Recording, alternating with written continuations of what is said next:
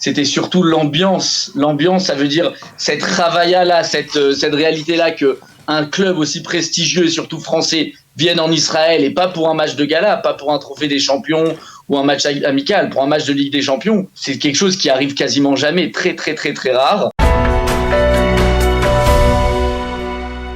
Bonjour Aaron Bokertov.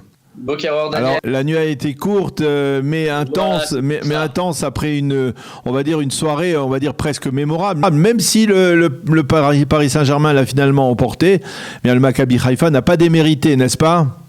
Ah ouais, c'est exactement ça. On a cru retrouver le Paris Saint-Germain des mauvais jours qui ont pas joué de manière collective, surtout en première mi-temps. Ils ont été très brouillons, ils ont été surpris, à mon avis, surtout aussi par l'ambiance. L'ambiance, elle était incroyable dans le stade, surchauffé. En même temps, c'était le match de leur vie là pour Maccabi Haïfa sans doute, et le stade rempli à craquer. Donc ils ont été surpris en première période essentiellement, et après ils s'en sont remis à leurs individualités incroyables devant pour quand même l'emporter. Mais aujourd'hui tous les commentateurs sont d'accord pour dire que le Maccabi Haïfa a fait un match remarquable. Alors effectivement, match remarquable. Il faut rappeler que c'est le Maccabi Haïfa avec Chéri qui a ouvert le score à la 24e minute, un très joli but d'ailleurs. Et bien entendu, après avoir par la suite, c'est Messi, Mbappé et Neymar qui ont remis dans l'ordre des choses. Mais parlez-nous de cette ambiance. Vous étiez hier dans le stade. Parlez-nous un peu de cette ambiance électrique que l'on pouvait percevoir en regardant le match. Ouais, alors en fait, le stade était rempli à craquer. Bon, c'est un beau stade, hein. Il devait y avoir 28 000 Israéliens, le stade entièrement en vert, avec un tifo magnifique à l'entrée des joueurs au début du match, l'hymne de la Ligue des Champions.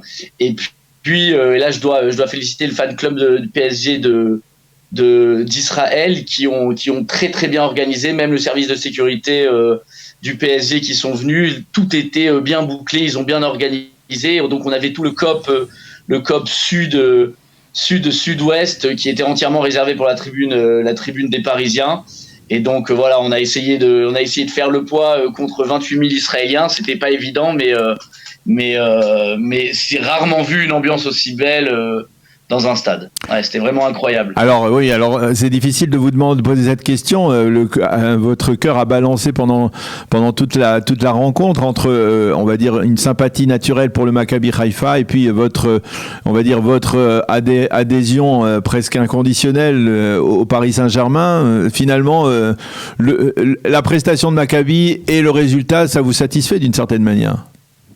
Alors moi je suis pas spécialement un grand fan du PSG ni du Maccabi Haïfa, mais c'était surtout l'ambiance. L'ambiance, ça veut dire cette ravaya là, cette réalité là que un club aussi prestigieux et surtout français vienne en Israël, et pas pour un match de gala, pas pour un trophée des champions ou un match amical, pour un match de Ligue des Champions.